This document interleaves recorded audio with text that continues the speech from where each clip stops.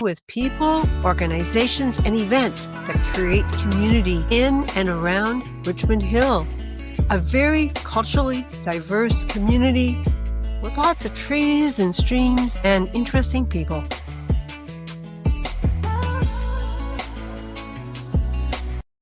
On this podcast, I'm talking with Arwa Sayaddi from IESO, that means Independent Electricity Systems Operator, which operates the Save on Energy program. For this podcast, we're going to be talking about switching from oil to heat pump heating. So welcome, Arwa. Thank you for having me. It's great to be here. You're very welcome. I'm glad we're having this conversation. Can you first introduce yourself? What's your position and training? So I work, as you mentioned, at the Independent Electricity System Operator, or IESO. This is the organization that manages Ontario's electricity system. And under this organization is a function that focuses on energy efficiency programs that help the IESO plan for the province's future electricity needs. And these programs are for residential, commercial, and industrial consumers. So I specifically focus on the income eligible residential energy efficiency program, otherwise called the Energy Affordability Program. So that's where my role lies. But I don't do this single-handedly by myself. We're a whole team working on it, with some people focusing on the technical side, some people on the program design side, some on the delivery side. And as for me, I mainly focus on the stakeholder relationship and outreach side of things. Okay, well, thank you for explaining that. So we are going to explain what a heat pump is, what is involved with switching, and why would you want to switch? And then I want you to talk about who is qualified for funding for this switch. So let's start with, what is a heat pump? What does it do? So a heat pump is basically a super efficient system that moves heat from one place to another instead of creating it, which is what happens with your more traditional fuels like oil heating. Heat is created. So in winter, this heat pump pulls heat from the outside, and even in very cold air, there is still heat to be pulled, and it brings this heat indoors to warm your home. And in summer, flips the process and acts like an air conditioner, basically. And so it moves heat out of the home to keep things cool. So it's basically a system that does both heating and cooling. Let's say we get a real cold snap and it goes down to -30. Are there issues with a heat pump? So I'd say with standard heat pumps, they would typically start to lose heat maybe below -4 degrees Celsius, around that mark. However, what we call the cold climate air source heat pumps, which are the ones we use in our program, these are heat pumps that are designed for colder conditions, and they can deliver heat down to around -25 degrees Celsius. But backup heating is typically required for all kinds of heat pumps in a cold climate. So whether we're talking about baseboard heating, electrical resistance, even a gas or oil furnace as a backup, it's still recommended and it's still needed. So what does this unit look like, both what's inside the house and outside the house? Like, how big is it? Yes, so imagine kind of something that looks like a big air conditioner on the outside. So basically a rectangular box with vents on the side, 1 or 2 fans on top or in front. The cold climate air source models that we offer in our program are maybe built a little bit bigger, and they can have larger coils and bigger fans just to handle those freezing temperatures. And size-wise, I think, something roughly the height of a kitchen counter or a small fridge. So maybe 1 to 1.5 meters tall, around a meter wide, maybe half a meter deep. And usually it sits on a pad or stand to keep it above the snow. Okay, so very similar to an air conditioning unit. Basically, yes. Yes, okay. And what about inside? Like, is there special ductwork that needs to be installed? So if someone already has ducting, that is often utilized. So if you're talking about a switch, specifically if you're talking about a switch from oil to a heat pump, you can utilize the existing ductwork. So there is no inside unit, so to speak. However, if someone doesn't have ducting or for some reason the existing ductwork can't support the heat pump or upgrade, then there's just an indoor unit that also kind of looks like an indoor unit, but much smaller. So we call it an indoor head. So it's kind of a rectangular box as well that just can sit in one or several rooms. That's connected to the outdoor unit. Okay, I think I understand that. So nothing too onerous. Now, is it No. tricky to use? Is it like a similar thermostat? So most heat pumps connect to a standard thermostat. So it's just like a furnace or air conditioner. You can set your desired temperature and the system does the rest. Many modern heat pumps even work with smart thermostats, so you can control them from your phone. I should say usually when an installer is installing a heat pump in your home, they need to, or they should be setting something called a set point temperature. So this is the outdoor temperature below which your system either shuts down or might struggle to keep up, and that can risk uneven warmth or longer heat times. And it is at that temperature when the backup heating system should kick in to support your heat pump. And again, it's something the installer should be able to help you determine using certain calculations on the home. And there's another reason that this set point temperature is important. Heat pumps are very efficient when it's mild outside, so they're usually, cheaper to run than a furnace. But as it gets colder and colder outside, the heat pump has to work harder and harder and use more electricity to bring heat into the home. So at some point, it can become less cost effective than your backup system. So having that set point temperature set basically helps on the economical side. And the only potential added effort someone would need to do is that once the heat pump reaches that set point temperature and automatically shuts down, they might need to sort of manually turn on their backup heating system. So just their usual baseboard, heaters, oil, whatever they're using as backup, they would just need to turn that on, just like any furnace. Okay, good, very good. And I think in your answer to that, you sort of alluded to some of the issues about why you would actually make the switch from oil to a heat pump. So can you explain that a little more thoroughly? Absolutely. The number one reason I would say is lower bills. Heat pumps, as I mentioned, are way more efficient than oil furnaces. Basically, they don't need to burn fuel to create heat. All they do, all a heat pump is something that moves heat from one place to another. So the process needed to move heat is much less than the process and energy needed to actually create heat. That's why the monthly heating costs tend to be lower when that upgrade happens, especially if someone's electricity rates are reasonable. The second reason I would say is no more issues that can be associated with oil deliveries. It's one less thing to worry about. Oil systems require regular deliveries and maintenance. They require annual tune-ups. They require oil tank upkeeps, etc. And making sure there are no leaks and spills. So just that headache is removed when that heat pump switch happens. Oil prices can also fluctuate, and that can make financial planning difficult for many families. So switching to a heat pump eliminates the hassle of having to worry about that, the hassle of also scheduling deliveries, the risk of environmental contamination as well, I should say, from oil tanks, and that can also include the fumes and the soot as byproducts. So convenience, health, peace of mind, financial planning, I'd say all these are very important benefits that come out of or can come out of the switch. It's also more eco-friendly. So as I said, the burning process with oil releases greenhouse gases and other pollutants. Heat pumps, because they run on electricity, and that's generally cleaner than oil, and that's also increasingly sourced from renewable energy. It's just naturally better for the environment. Lastly, I would say you get bonus cooling. So you get an air conditioning without needing to install a separate air conditioning system. You get 2-in-1 heating and cooling. I think you explained that very thoroughly, so thank you for that. Now, IESO is contracted to offer this service for income qualified homes. How does one determine if you are eligible? So to start off, I'll take a step back and kind of explain how our program works.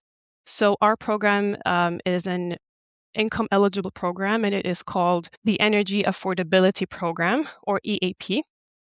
So this program initially offered those cold climate air source heat pumps for electrically heated homes. So owners or renters who are income eligible can apply. And as part of that, we also provide no-cost maintenance services of the heat pump at the 1 and 2 year mark. And this program, for your awareness, also offers other energy efficiency upgrades. So not just heat pumps. So there's LED bulbs, low flow water measures, fridges, freezers, dehumidifiers, again, all at no cost, and home insulation. And all of that is with the goal of helping participants lower their electricity bills. But if right now we're just talking about the heat pump component, so initially this was a program that offered it for electrically heated homes. And we have an income eligibility for this program that is based on the household size. So if the total combined gross income of the household falls below a certain threshold, based on the number of people in the home, then the home may qualify for this program. We also try to make different equivalent allowances. So if someone is receiving benefits like Ontario Disability Support Program, Ontario Electricity Support Program, allowance for the seniors, Ontario Works, Healthy Smiles Ontario, just to name a few, this would also automatically qualify them for our program. They can bypass the need to show income. So they don't have to actually prove their household income if they receive any of these benefits.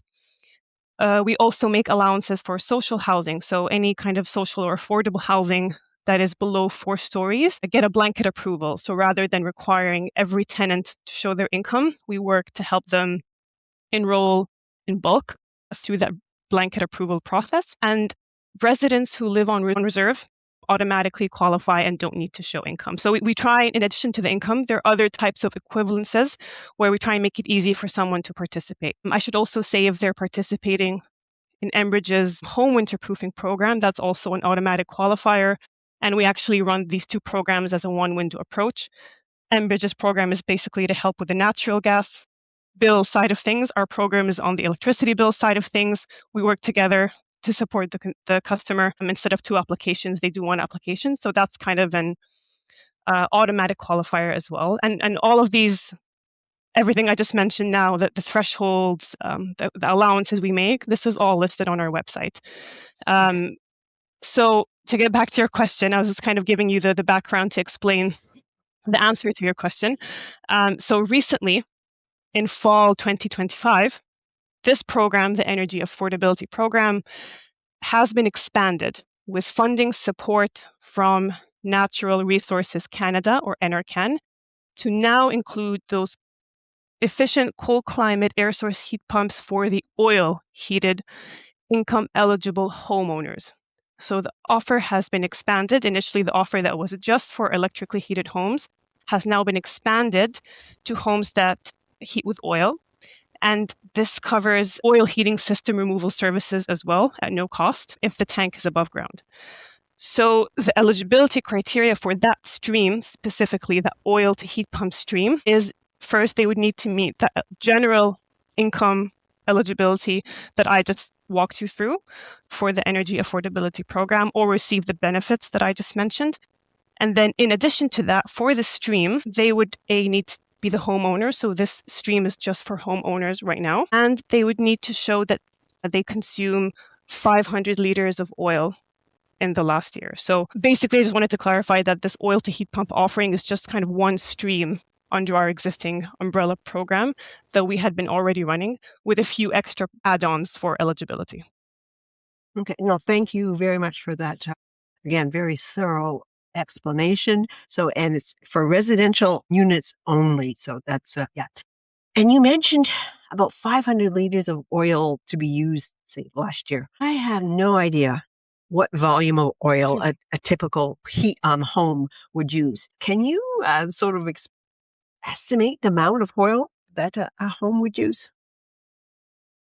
So usually with our program, we do request oil purchase receipts from the participants to prove their consumption of oil, and they're the best way to confirm the amount of oil used. If you're asking in general, other ways are, if you know the size of your tank and you look at how many times you have to refill your tank in the year, that might be a good gauge. Okay. But we typically require the proof through the purchase receipts. I will say there isn't a lot of data out there in Ontario specifically to confirm, what an average consumer would use. That data tends to, I would assume, sit with the oil distributors.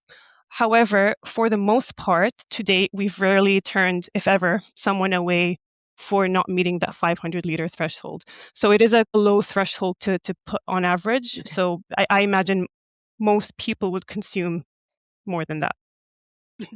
Now, I live in a 35-year-old subdivision where everyone has natural gas heating. Generally, where are the homes that use oil? That's a good question. We're finding that generally it tends to be more in the rural and northern communities. We're also starting to see a large number of these homes in the eastern region of Ontario. I should say, natural gas pipelines tend to be concentrated in urban and suburban regions. Extending these lines to the sparsely populated rural areas tends to be costly and often can not be economically viable.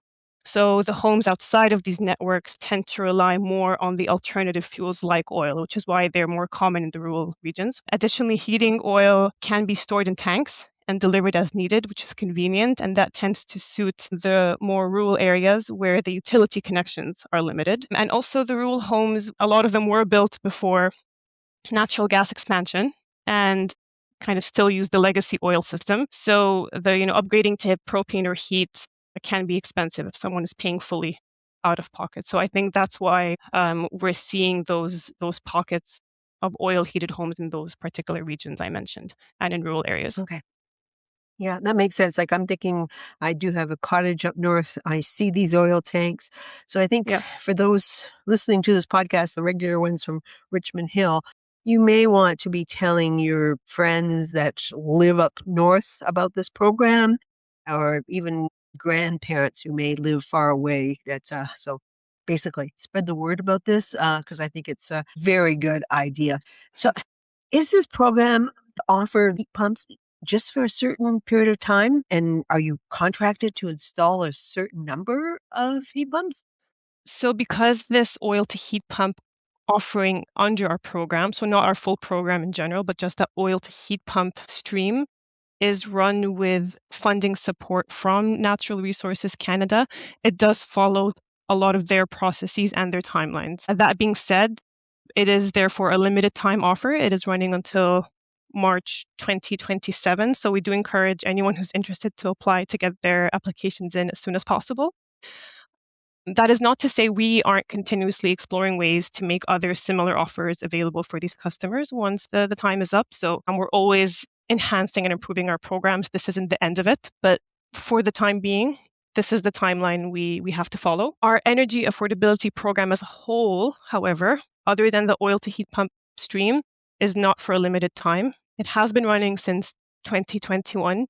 It is expected to keep going and adapting to the needs of the market. So even if you're not oil heated and you happen to be listening to this and you have electric heating or you just want to reduce your electricity bills, that timeline is open and you can continue applying. In terms of the number of heat pumps, there aren't a certain number of heat pumps or an upper limit of installations that we have at the moment. Well, thank you for explaining that. And yes, I will put your website in the podcast notes, and I certainly encourage everyone to look at it and see what possibilities are open to them, and again for people they know. Now, I did want to ask you about oil tank removal. Now, my husband, we installed a heat pump up at the cottage, and it was an issue Mm. getting rid of this big, ugly tank. They're large, they're heavy. So, Mhm. and how does it actually get emptied? Was this last little bit of oil in the bottom. So, what happens to the tanks? It's a good question. So with our program, because it is no cost to the participant, because it is direct install, it follows what we call a direct install model. So we kind of take care of everything on the participant's behalf. We work with service providers or delivery providers that we contract to implement this program on our behalves. And they have their own subcontractor network to do this for the participant. So the participant does not have to worry about finding the right contractor, finding the right oil tank removal company. What happens to their tank afterwards, that's not for the participant to worry about. The program takes care of all of that for them. So this process is something that our delivery providers and their contractors under our program have the required expertise and knowledge to deal with.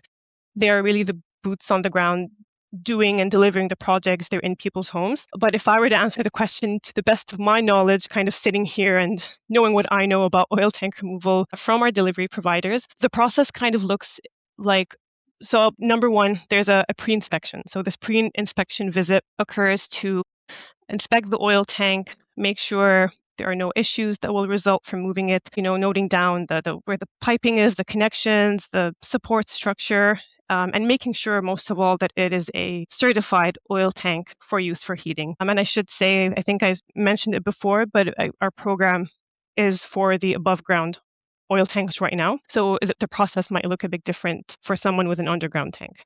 But after that pre-inspection, the oil gets pumped out. So like you were saying, a licensed contractor then comes in with special equipment that I'm not an expert in, but this equipment is meant to safely remove any leftover oil, as you said. So they usually take the oil tank away for proper disposal so that nothing harmful ends up in the environment. But the oil is pumped out, as far as I know, using a pump system to draw it out of the tank and then transfer it to something that is sealed, like a sealed container or truck.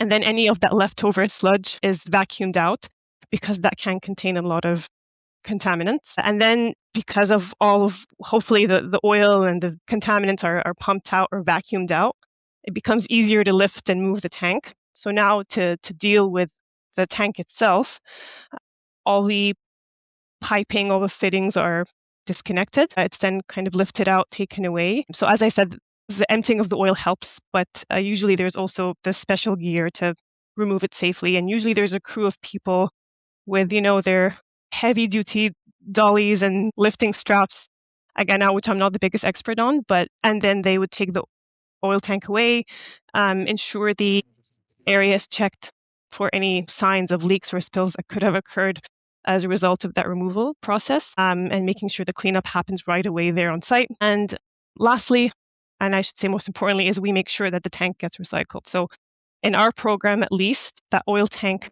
does get recycled if it's fully removed, if the person opts for it full removal. And to the most of my knowledge, what happens after that is that it goes to, I think, some kind of metal recycling facility. Okay, again, thank you for that explanation. And yes, I know there's a market for metal recycling, so I'm glad to hear that the tanks are recycled. Now, is there anything else that you'd like to add?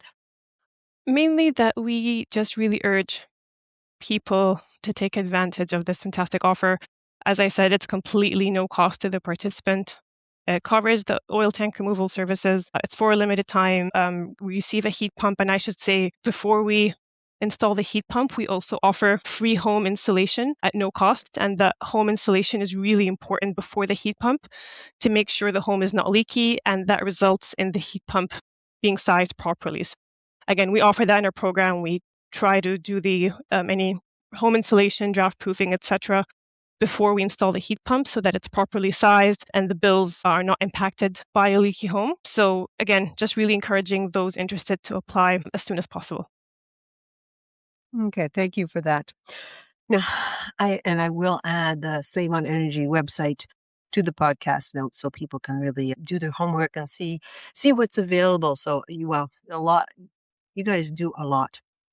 Now, I do end this podcast asking the same question of all guests, and I change it up at the beginning of the year. So I'm now asking that if you had a magic wand and could make the world better, what would you do? That's such a major responsibility to have. To be honest, approaching 2026, and kind of everyone hopes the beginning of the year will just magically bring amazing things. We don't always see that. There's always tough stories we hear. What I have witnessed is a lot of times we tend to make decisions from the very selfish point of view of how we see the world, and not saying selfish in a negative way. It's just the way our brains are built sometimes. And I think one of the takeaways I have learned for myself, and maybe it's a New Year resolution if I'm not being too cliche, based on what I have seen going into 2026 and what's happening around the world, is for more of us to start thinking, how can I treat people the way I want to be treated? Is this how I would want to be treated? And often we forget that very basic golden rule. I know it's such a simple thing we've learned from childhood, but it's often forgotten in everything we get tied up in, everything we get consumed in. We go back into our very selfish way of thinking. So if I could just magically have the default way of thinking for all of us to be, is this how I would want to be treated? That's what I would do. And that would be kind of I think it would make a big change to the world in my very simple way. I agree. Very nicely said. Well, thank you, Arwa, for taking the time to do this podcast.